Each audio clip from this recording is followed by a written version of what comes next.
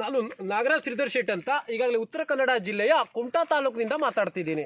ವಿಷಯ ಏನಂದರೆ, ಈಗಾಗಲೇ ನಮ್ಮ ಶರಾವತಿ ಭಾಗದಲ್ಲಿ ಏನು ಒಂದು ನೀರು ಸಂಗ್ರಹಣೆ ಮಾಡುವಂಥದ್ದು, ವಿದ್ಯುತ್ ಘಟಕದ್ದೆಲ್ಲ ಏನೋ ಒಂದು ಯೋಜನೆ ಬಂದಿದೆ ಸರ್ಕಾರದ್ದು.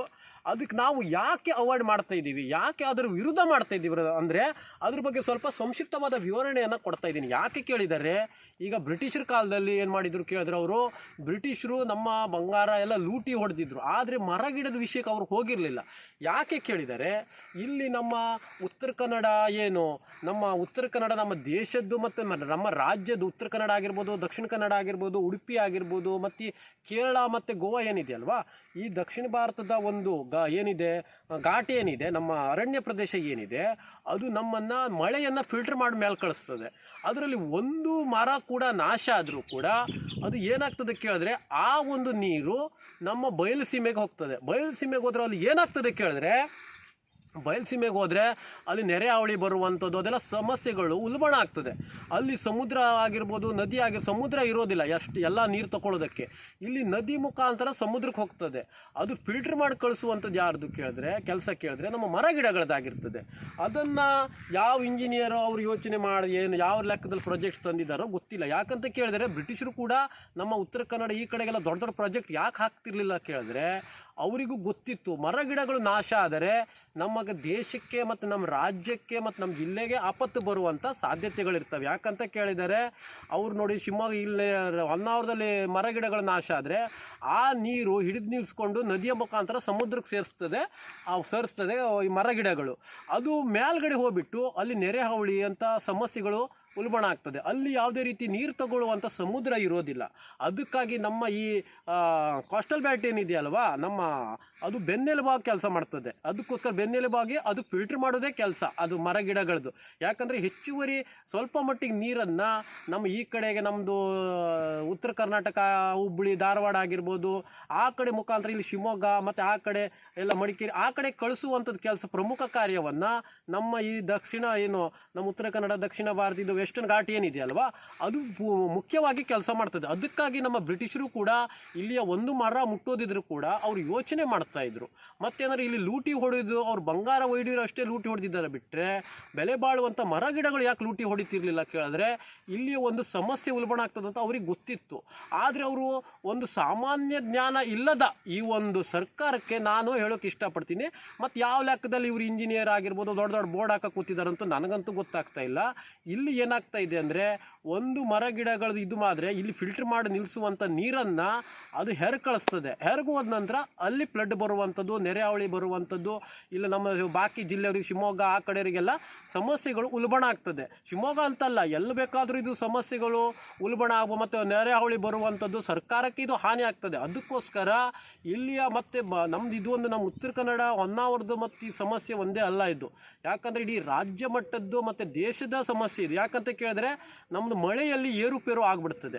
ಅದಕ್ಕೋಸ್ಕರ ನಮ್ಮ ಮರ ಗಿಡಗಳು ಏನು ಅದು ಪ್ರಮುಖ ಪಾತ್ರವನ್ನು ವಹಿಸ್ತವೆ. ಅದಕ್ಕೋಸ್ಕರ ನಮಗೆ ಚಿಕ್ಕವರಿದ್ದಾಗಿಂದ ನಮ್ಮ ಜಿಲ್ಲೆಯ ಬಗ್ಗೆ ನಾವಿಲ್ಲಿ ಚಿಕ್ಕವರಿಂದ ವಾಸ ಆದಾಗ ನಮ್ಗೆ ಇದ್ರ ಬಗ್ಗೆನೇ ಅಧ್ಯಯನ ಮಾಡಿಸಿದ್ರು ಮೊದಲಿಂದನೂ ಕೂಡ. ಅದ್ರ ಬಗ್ಗೆ ನಿಮಗೆ ನಮ್ಮ ಪೂರ್ವಜರು ಹೇಳ್ತಾ ಇದ್ರು, ಅದನ್ನು ನಾವು ವಿವರಣೆಯನ್ನು ಕೊಡ್ತಾ ಇದ್ದೀನಿ. ಯಾಕಂತ ಕೇಳಿದ್ರೆ, ಇದು ಯಾವುದೋ ಪುಸ್ತಕದಲ್ಲಿ ಬರೆದಿರುವಂಥದ್ದು ಇದೆಲ್ಲ ಏನೂ ಅಲ್ಲ. ಯಾಕಂತ ಕೇಳಿದ್ರೆ, ಮರ ಗಿಡಗಳು ಏನು ಮಾಡ್ತವೆ ಕೇಳಿದ್ರೆ, ಇಲ್ಲಿಯ ಮರ ಗಿಡಗಳು ಅಲ್ಲಿ ಮೇಲ್ಗಡೆಗೆ ಎಷ್ಟು ನೀರು ಬೇಕೋ ಅಷ್ಟು ನೀರನ್ನು ಕಳಿಸ್ಕೊಡ್ತಾವೆ ಅವು. ಅದಕ್ಕೆ ಇಲ್ಲಿ ಮರ ಗಿಡಗಳು ನಾಶ ಆಗಿಬಿಟ್ರೆ ಅದು ಏನಾಗ್ತದೆ ಅಂದರೆ, ಹೆಚ್ಚುವರಿ ನೀರು ಬೇರೆ ಕಡೆ ಹೋಗ್ಬಿಡ್ತದೆ, ಅಲ್ಲಿ ಸಮುದ್ರ ಇರೋದಿಲ್ಲ. ಅದಕ್ಕೋಸ್ಕರ ಅಲ್ಲಿಯ ಪಾಪ ಅಮಾಯಕರು ಬಲಿಪಶು ಆಗುವಂಥದ್ದು, ಶಿವಮೊಗ್ಗ ಆಗಿರ್ಬೋದು, ಈ ಕಡೆ ನಮ್ಮದು ಹುಬ್ಬಳ್ಳಿ ಧಾರವಾಡ ಆಗಿರ್ಬೋದು, ಇದು ರಾಜ್ಯದಲ್ಲ ಇದು ದೇಶದ ಸಮಸ್ಯೆ.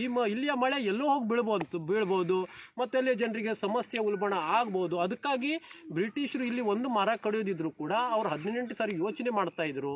ಮತ್ತು ಯಾವುದೇ ಒಂದು ದೊಡ್ಡ ದೊಡ್ಡ ಯೋಜನೆಗಳು ಅವರು ತರ್ತಾ ಇರಲಿಲ್ಲ. ನಮ್ಮ ಈ ಉತ್ತರ ಕನ್ನಡ ಈ ಕೋಸ್ಟಲ್ ಬ್ಯಾಲ್ಟಿಗೆ ಮರ ಹಾನಿಯಾಗುವಂಥದ್ದು ಯೋಜನೆಗಳು ಯಾವುದನ್ನು ತರ್ತಾ ಇರಲಿಲ್ಲ.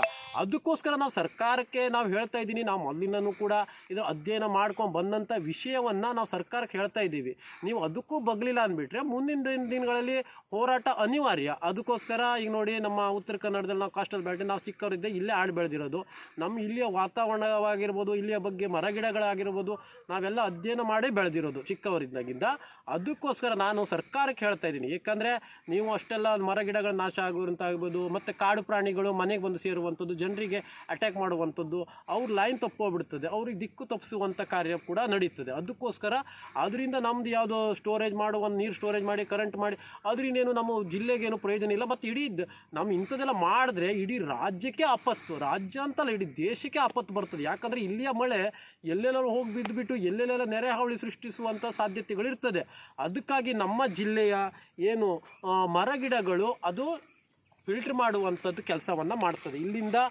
ಇಲ್ಲಿ ಬೇಕಾದಷ್ಟು ನೀರನ್ನು ಇದು ಮಾಡಿ ಅವ್ರಿಗೆ ಇದಾಗ್ತದೆ. ಅದು ಹೆಚ್ಚುವರಿಯಾಗಿ ಫಿಲ್ಟ್ರ್ ಮಾಡಿ ಬಾಕಿ ಜಿಲ್ಲೆಗೆ, ನಮ್ಮ ಶಿವಮೊಗ್ಗ ಜಿಲ್ಲೆ ಆಗಿರ್ಬೋದು, ಬಾಕಿ ರಾಜ್ಯಕ್ಕೆ, ಇಡೀ ದೇಶಕ್ಕೆ ಕಳಿಸುವಂಥ ಕೆಲಸವನ್ನು ಪ್ರಮುಖ ಪಾತ್ರವನ್ನಾಗಿ ನಮ್ಮ ಮರಗಿಡಗಳು ಮಾಡ್ತವೆ. ಅದಕ್ಕಾಗಿ ಫ್ಲಡ್ ಎಲ್ಲ ಬರುವುದು ಹೆಂಗೆ ಅಂತ ಕೇಳಿದ್ರೆ, ಕೆಲವೊಂದು ಕಡೆಗೆ ಅಲ್ಲಿ ಮರಗಿಡಗಳು ಕಡಿಯೋದ್ರಿಂದ ಏರುಪೇರು ಆಗೋದ್ರಿಂದ ಮೇಲ್ಗಡೆ ಫ್ಲಡ್ ಬರ್ತದೆ. ಯಾಕಂದರೆ ಇಲ್ಲಿ ನಾವು ಮರಗಿಡಗಳು ಸರಿಯಾಗಿದ್ದುಬಿಟ್ರೆ ನಮ್ಮ ನದಿಯ ಮುಖಾಂತರ ಮಳೆ ಇಲ್ಲೇ ಬೀಳ್ತದೆ, ನದಿಯ ಮುಖಾಂತರ ಸಮುದ್ರಕ್ಕೆ ಸೇರ್ತದೆ. ಅಲ್ಲಿ ಮೇಲ್ಗಡೆ ಸಮುದ್ರ ಇರೋದಿಲ್ಲ. ಅದಕ್ಕಾಗಿ ಅಲ್ಲಿ ಫ್ಲಡ್ ಬರುವಂಥದ್ದು ಅದೆಲ್ಲ ಸಾಮಾನ್ಯ. ಅದಕ್ಕಾಗಿ ಮರಗಿಡಗಳು ನೀವು ಒಂದು ಮರಗಿಡಗಳು ಕಡಿದರೂ ಕೂಡ ಅದರ ಕೆಲಸ ನಿಂತೋಗ್ಬಿಡ್ತದೆ. ಅದಕ್ಕಾಗಿ ಮೇಲ್ಗಡೆ ಹೋಗ್ಬಿಡ್ತದೆ ನೀರು. ಅದಕ್ಕಾಗಿ ಹೆಚ್ಚಿನದಾಗಿ ಮರಗಿಡಗಳನ್ನು ನೆಡಿ ನಾಡು ಕಾಡು ಉಳಿಸಿ ಅಂತ ಯಾಕೆ ಬೋರ್ಡ್ ಹಾಕ್ತಾರೆ ಕೇಳಿದ್ರೆ, ಅದು ಮರಕ್ಕೆ ಏನಾಗ್ತದೆ ಕೇಳಿದ್ರೆ ಮಳೆಯನ್ನು ಹಿಡಿದು ನಿಲ್ಲಿಸುವಂಥದ್ದು ಅದಕ್ಕೊಂದು ತಾಕತ್ತಿರ್ತದೆ. ಯಾಕಂದರೆ ಮಳೆ ಹಿಡಿದು ನಿಲ್ಲಿಸುವಂಥದ್ದು ತಂದುಬಿಟ್ಟು ಅದು ನದಿಯ ಮುಖಾಂತರ ಸಮುದ್ರಕ್ಕೆ ಸೇರಿಸ್ತದೆ ಹೆಚ್ಚುವರಿ ನೀರನ್ನು.